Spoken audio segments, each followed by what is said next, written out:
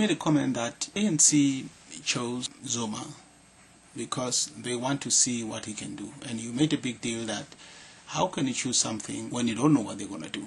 You need to have an idea what they're going to do. If we go by that logic of you don't know what someone's going to do, well, I mean, when people in the US elected George Bush, they didn't know that he was going to attack Iraq, for example. Right? they found that out after he was elected, and he never even talked about attacking Iraq during the election campaign. So, and then of course the U.S. is supposed to be the most advanced democratic system, and actually I think the U.S. has the best actually constitution really on the planet in terms of democracy, you know, and stuff like that. I have great respect for that country. It's actually more democratic than Canada, for example, which is a democratic country by itself anyways.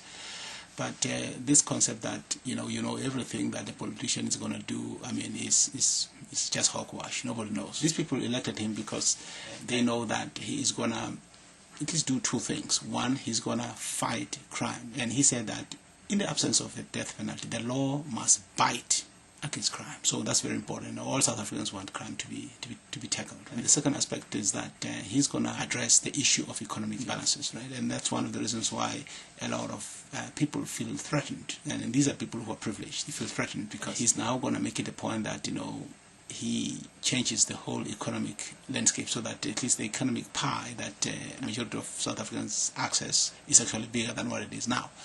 And we know that if he does that, then we'll be able to fight poverty, which is a big problem, and which is a contributor to crime anyways. Zuma wants to kill white people?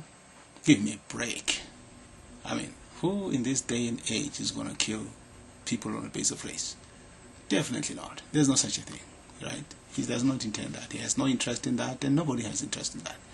If he was to write on a platform of causing war in the country, nobody would elect him, right? He's elected because he's going to address the issues of bread and butter. You make a big deal about suffering for what your grand did. I mean, I sympathize with you, and definitely I don't think it's easy really to have that kind of a perception, but you have to adapt in the jungle, man. You see, you want to survive in the jungle, you've got to adapt. And if you refuse to adapt in the jungle, then, you know, you're going to become irrelevant to the jungle, and you're going to become an antagonistic contradiction, right? And that's going to, you know, shorten your survival in the jungle. So you want to stay alive, so you've got to adapt in the jungle. I mean, there's no question about it. We all have to adapt in the jungle, right?